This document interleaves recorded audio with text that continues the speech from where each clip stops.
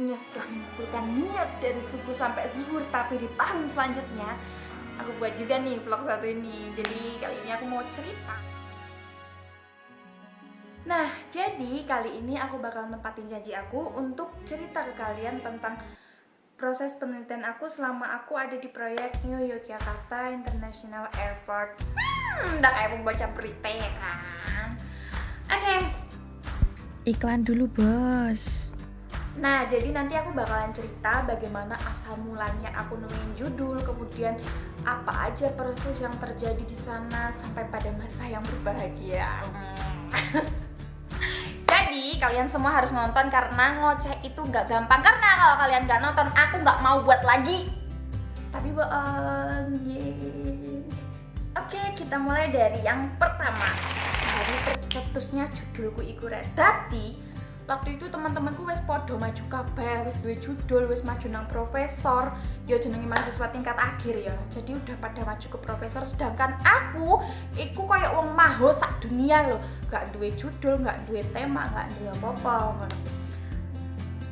Terus dengan pedenya manusia maho yang tidak punya judul ini ya kan nongkrong waktu itu sama Mbak Lala. Tapi kita nongkrongnya karena emang mau ngerjain tugas gitu loh. Nah, waktu nongkrong ikut kocokku nelpon. Nelponnya ini ya, Kak Nene. Lah, waktu nelpon tuh dia bilang, "Aku sakit nih." Cia, sakit apa lu? Ada notif, biarin aja dah. Curhatlah dia bilang kalau dia sakit flu, panas, greges gitu kan. Usut punya usut, ternyata di sana itu panas gitu loh. Panasnya tuh karena emang di sana daerahnya deket pantai gitu ya. Terus habis itu ya udah, akhirnya aku kayak gini langsung kayak apa aku jumuk judul K3 aja ya berhubungan dengan tahap perlindungan diri. Ya udah sih, akhirnya aku ya mau coba judul tersebut. Akhirnya besok aku menghadap ke Profesor Bisma Murti untuk ngajuin judul. Tapi arek iki bondo nekat, nggak bawa jurnal, belum tahu metode apa yang mau digunakan. Jadi ibaratnya lek kue perang iku mek gawa bogem tok, gak gawa pedang, gak gawa celurit, gak gawa golok, gak gawa apa-apa wis. Ya mek bogem tok aja wis, bondone kan ngono keren. Nah, pas saat giliranku, jadi for your information guys, iso kan bahasa Inggris aku rek. Jadi kalau misalkan kita konsul ke Probisma itu kita memang antri karena emang banyak ya mahasiswanya beliau itu yang mau konsul sama beliau itu antri. Pas giliran aku sing teko aku mek lungguh mari ngono ngomong ini. Prof, saya mau neliti K3 di proyek bandara baru, bandara internasional yang di Kulon Progo itu yang namanya New Yogyakarta International Airport, tentang implementasi APD di sana. Jadi sekitar K3 seperti itu. Demi langit dan bumi, ya Allah, Prof Bisma langsung setuju. Ya boleh, karena di prodi kita masih kurang tentang K3, jurnal tentang K3. Sumpah tuh rasanya aku pengen teriak, pengen nangis, pengen loncat-loncat, tapi aku inget aku lagi di kantornya profesor. Gak mungkin kan aku bersikap segila itu. Ya udah, jadi yang meledak-ledak itu cuma di dalam hati gitu kan. Ya udah. Hai loh, kaget kan? Nah, tadi di awal juga aku udah bilang kalau jane aku ini bondo nekat, jadi bener-bener gak punya pandangan apapun tentang penelitian ini gitu loh. Tapi dengan jiwa petualangku yang sangat tinggi, aku ngerasa yakin dan aku ngerasa I'll be fine dengan semua ini gitu loh. Kon iso bahasa Inggris kan.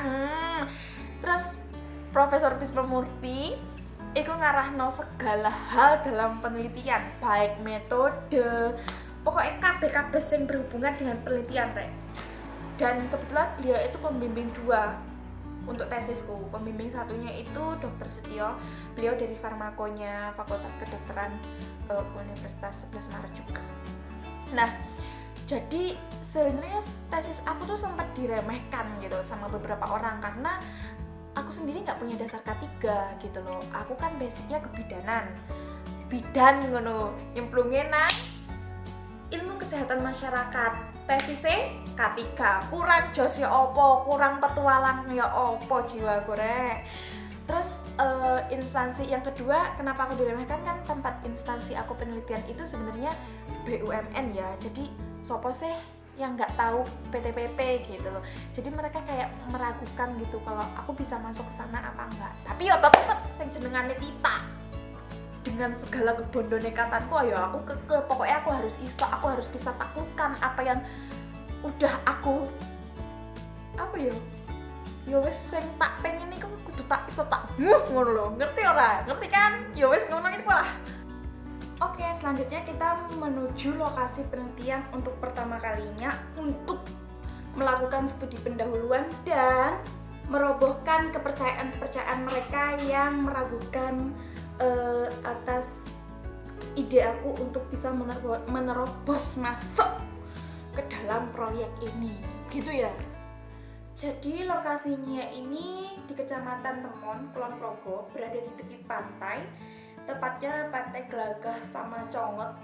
Terus perjalanan dari Solo ke Kulon Progo itu kurang lebih sekitar 3 jam. Itu lewat Jogja dulu.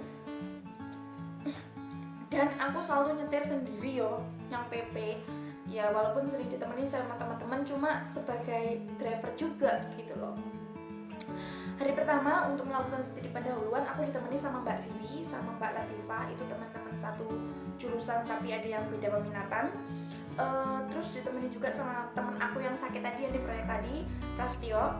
Nah, si Prastio ini yang bantuin aku untuk ngurus segala keperluan aku selama di proyek di Yogyakarta International Airport. Jadi emang aku menggunakan koneksinya dia di sana gitu.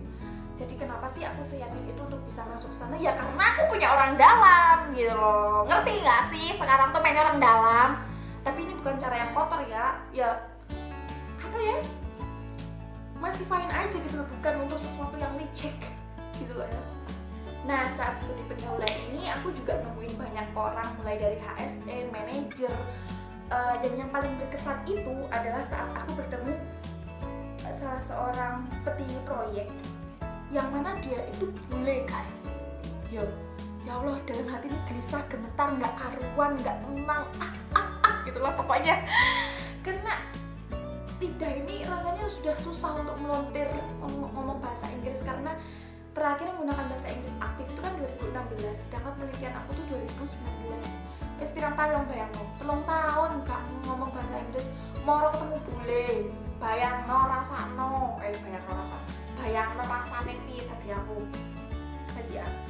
Terus ya wes, dan itu semua di luar ekspektasi. Ternyata si bule ini bisa berbahasa Indonesia dengan lancar. Kayak jadi rasa terharu, pengen nangis, pengen pulang, pengen gulung-gulung, pengen makan apa aja yang ada di depan termasuk bulenya gitu kalau saking bahagianya. Ngerti gak sih? Ngerti kan? Nah, setelah mendapatkan izin dari HSE, manajer, sampai petinggi-petinggi proyeknya, terus kita diinduksi atau diberi pengarahan tentang keselamatan dan kesehatan kerja di wilayah tertentu. Jadi baik visitor ataupun orang-orang baru yang baru masuk proyek itu pasti diberi pengarahan atau diinduksi dulu. Setelah diinduksi, akhirnya kita tinjau lapangan. Waktu itu saya ditemani sama Pak Galih, salah satu staf HSE di proyek tersebut.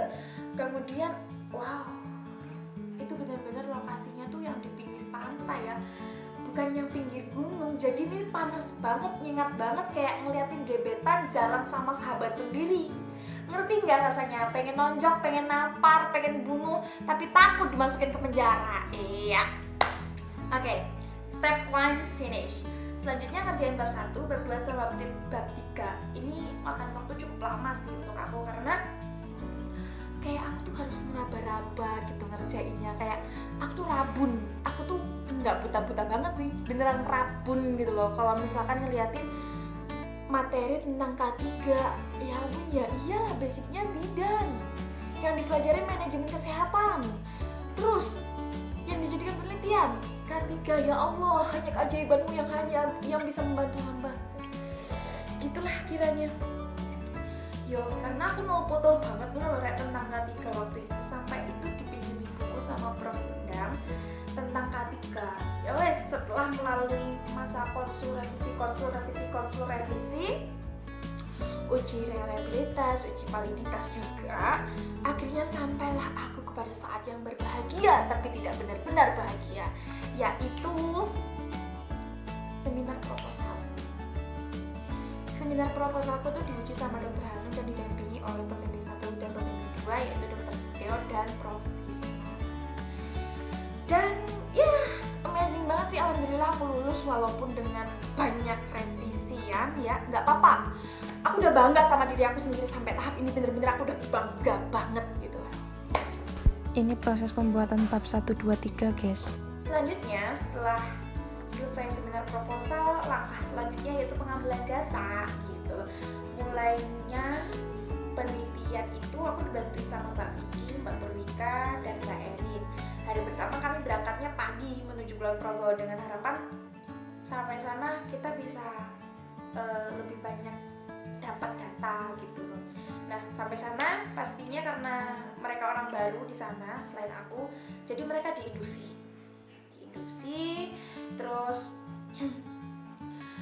karena enum aku tadi ya orang-orang baru ya, terus dikenalin sama Mbak Dian. Mbak Dian ini sebenarnya mahasiswa D4 apa D3, K3 juga di UNS, tapi dia lagi magang di Brex itu. Nah kemudian sama Mbak Dian kita diantarkan ke barak untuk ketemu sama yang namanya Pak Supri. Pak Supri ini penjaga barak, kepala barak, kepala barak, jadi kayak ketua baraknya. Nah di barak ini ada sekitar kurang lebih 5.000 pekerja. Jadi emang awalnya waktu kita masih pengambilan data itu pekerjanya masih sekitar 1.500-an, tapi karena emang ada target penyelesaian yang lebih cepat, jadi pekerjanya ditambah hingga 5.000 pekerja. Itu dibagi jadi beberapa barak gitu ya, banyak baraknya, nomor-nomornya juga sampai nggak hafal lakukan gitu. Dari kiri tuh Mbak Vicky, aku, Bapak Mbak Erin, dan Mbak Purwika guys.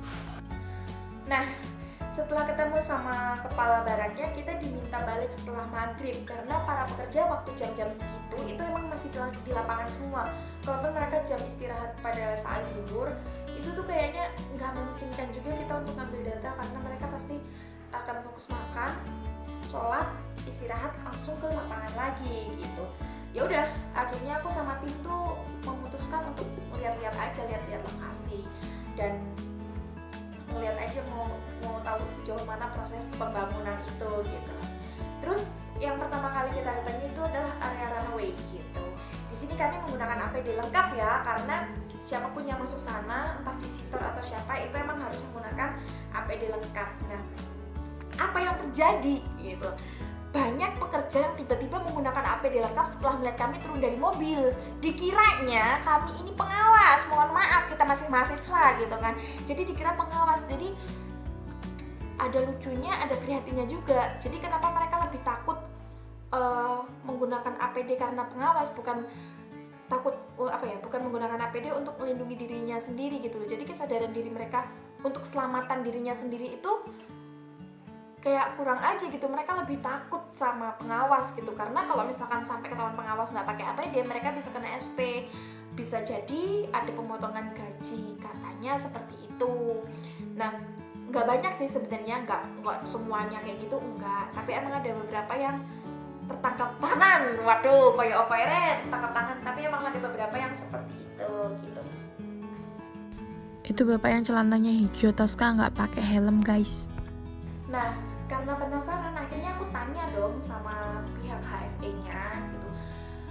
Terus pihak HSE-nya tuh bilang gitu, kalau misalkan mereka tuh sebenarnya mengadakan sakti talk rutin setiap hari Jumat gitu.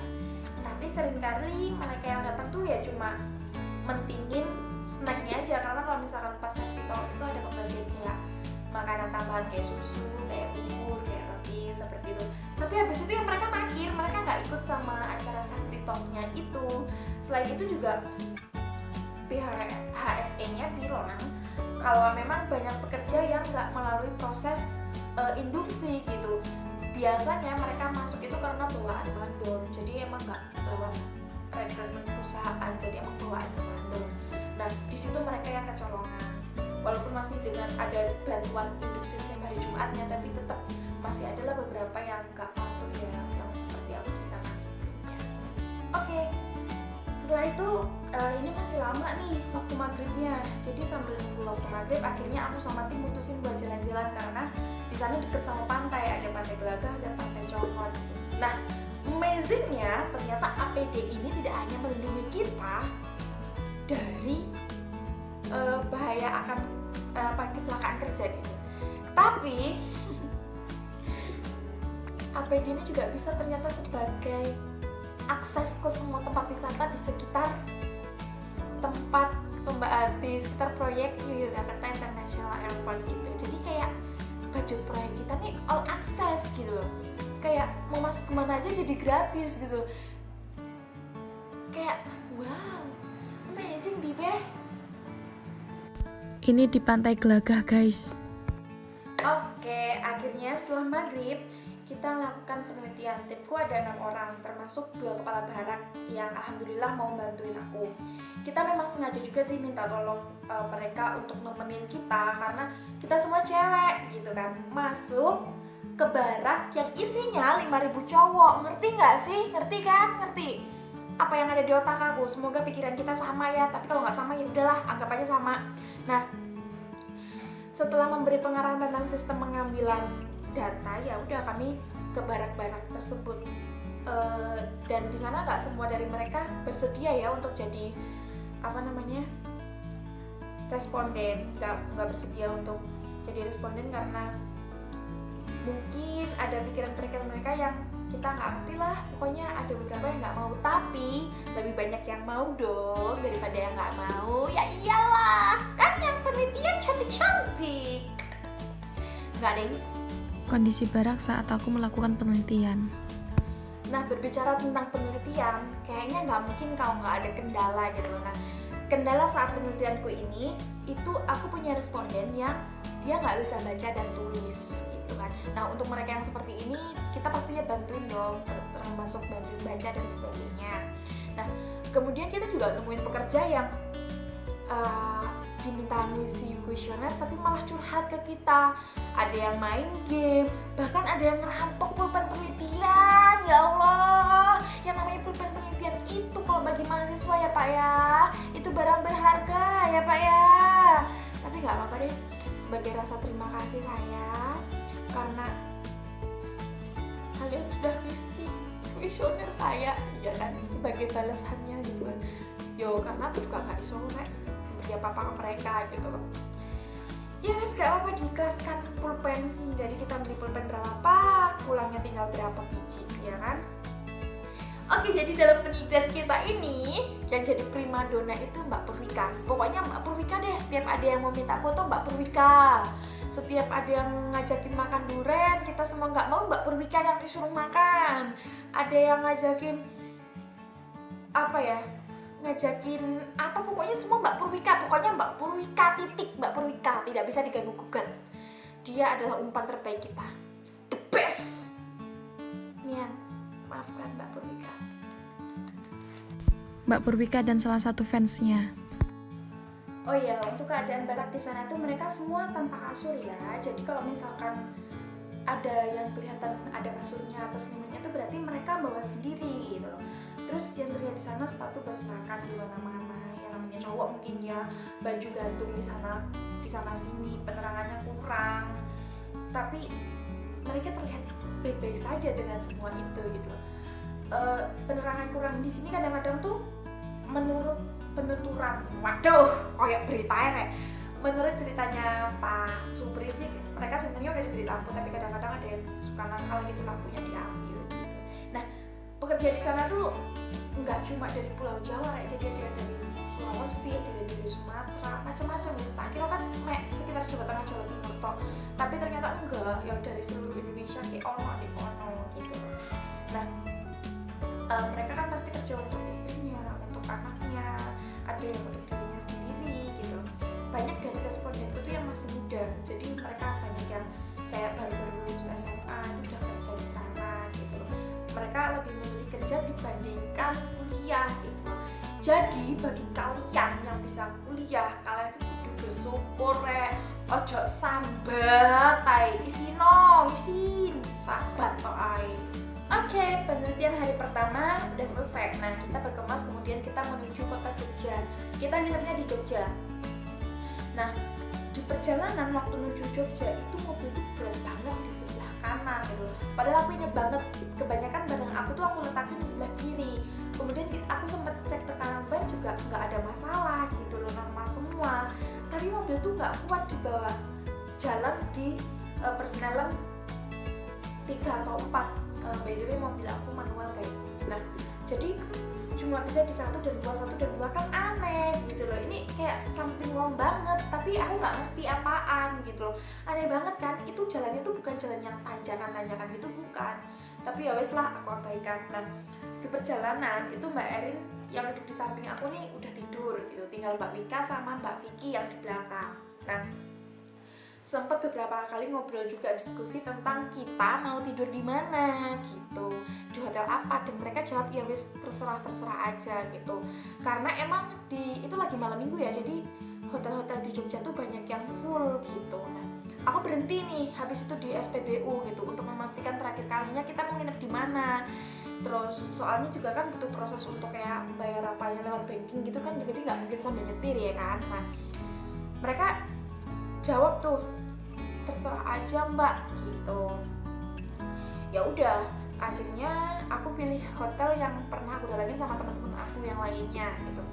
Nah, setelah pesen aku berangkat tuh menuju Jogja lagi gitu. Ya udah, saat itu mereka tertidur semua saat itu, jadi aku benar-benar melek sendirian. Aku paham banget ya, karena emang mereka capek, dan emang aku dari dulu tuh kayak nggak kenal capek gitu loh. Mau mbok banting kok apa ya nggak capek, asal gak mbok mutilasi aja. Lihat kan barang banyak di sebelah kiri. Nah, begitu masuk Jogja, kita sempat makan tuh di depan SMA apa gitu, pokoknya di pertigaan. Itu pun rekomendasi dari Mbak Erin, karena aku juga nggak tahu apa-apa tentang Jogja gitu loh. Ya ngerti sih, tapi ya wes sering nggak taunya gitu loh, kalau Jogja sering pakai GPS-nya. Nah, selesai makan, aku minta Mbak Erin sama teman-teman untuk ke hotel, bawa mobil aku duluan gitu. Sedangkan aku ngelencer ya tang Malioboro. Kenapa? Tumbas daster sing 1.000 oleh papat gawe ganti gitu. Karena aku memang nggak bawa ganti baju gitu. Aku bawa ganti tapi bajunya tuh baju formal gitu. Nah, kita selanjutnya nginep habis itu besoknya kan kita mau balik lagi tuh ke tempat penelitian. Aku tuh sempat bahas, ditanyain sama mbak kenapa pilih di hotel ini gitu loh, katanya terserah. Terus aku tanya, kalian inget nggak waktu kita berhenti di SPBU? Hah? SPBU? Enggak. Ini aku udah bertanya-tanya nih dalam hati. Terus yang jawab aku siapa gitu? Mbak Vicky, Mbak Purwika, kalian itu tuh sempat ngobrol. Aku tuh inget banget kalau Mbak Vicky sama Mbak Purwika tuh sempat ngobrol sebelum tertidur tuh, dan aku tuh sempat ngobrol sama mereka juga tentang kita mau nginep di mana dan sebagainya. Tapi mereka berdua itu kekeh kalau mereka tuh udah tidur dari waktu masih di Kulon Progo gitu loh. Terus aku ngomong sama siapa? Gitu kan. Terus habis itu sampai Mbak Vicky tuh bilang, ACN arek iki halu kok, arek iki halu. Gak mungkin aku halu, aku emang bener-bener inget kalau misalkan aku itu ngobrol sama mereka gitu loh. Nah, habis itu aku hubungkan dong kejadian itu sama beratnya mobil aku waktu pulang. Terus habis itu tuh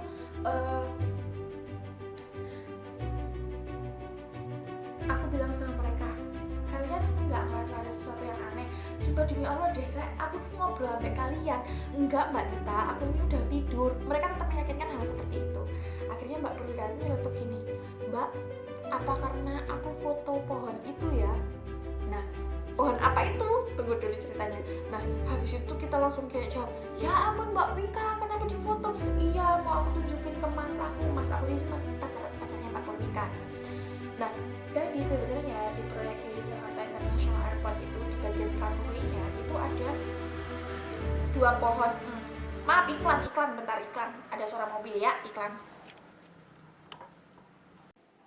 Nah, jadi di runway-nya New York Jakarta International Airport itu ada 2 pohon cemara atau pinus gitulah pokoknya. Itu yang nggak bisa dirobohkan sama sekali. Jadi setiap dirobohkan, menurut ceritanya orang-orang sana, dan emang banyak banget yang tahu kejadian itu, setiap kali dirobohkan itu pasti bangun lagi. Secara logika emang nggak masuk akal sih gitu loh.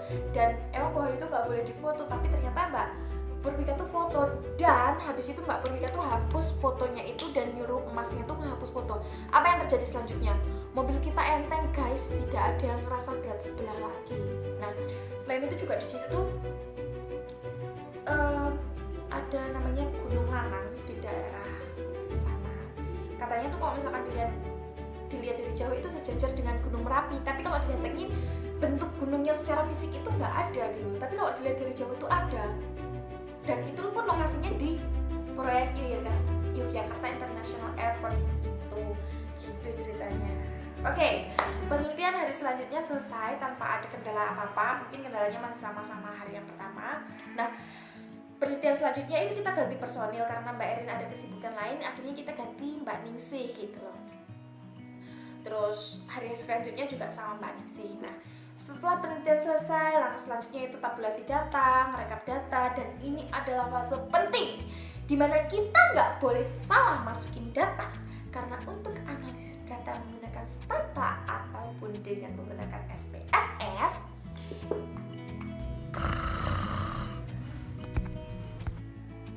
nggak ngerti lagi deh sama yang nemuin Stata atau SPSS ini. Rasanya pengen sungkem aja gitu ke mereka, kenapa mereka bisa sehebat itu nemuin aplikasi yang semacam ini gitu loh. Ya nggak ngerti lagi, terlalu amazing gitu rasanya. Ya ampun. Terus pengolahan data tuh waktu itu dibantuin sama Mbak Elva sama Mbak Siwi. Itu benar-benar perjuangan banget sih menurut aku. Karena dulu rasanya kalau waktu ngerjakan skripsi itu sambil merem aja itu tuh semua jadi gitu loh. Dan waktu aku ngerjakan tesis ini aku benar-benar harus terjaga selama 2 minggu full untuk olah data. Dan itu pun masih salah gitu loh. Ternyata aku ada salah masukin data yang seharusnya cuma 010101, nggak tahu kenapa di sini tuh bisa terisi jadi 16 dan itu nggak terdeteksi dengan mata aku dan ya Allah, terdeteksinya itu sama Mbak Elva gitu. Nah,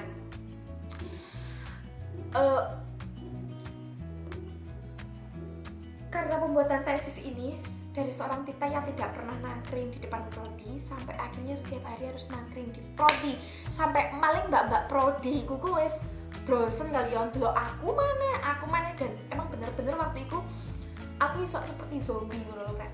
Jadi konsul pagi, siang revisi, sore konsul lagi, malam revisi, pagi konsul lagi, setiap hari. Seperti itu hidup aku setiap hampir beberapa bulan mungkin ya.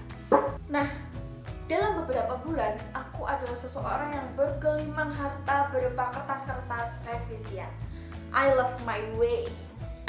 Nah, sampai akhirnya sidang hasil tetap dapat revisian dong. Terus ujian tertutup. Ini yang paling menegangkan sih, tapi ternyata jauh dari yang aku bayangin gitu loh. Nah, itu yang tengah Prof Wisma Murti dan teman-teman aku juga, terus ada sepupu aku juga. Makasih ya buat semuanya. Nah, di kesempatan ini aku juga mau terima kasih untuk PTPP yang udah ngizinin aku untuk melakukan penelitian di sana, terutama untuk Prasetyo yang bantuin aku untuk semua proses selama di sana.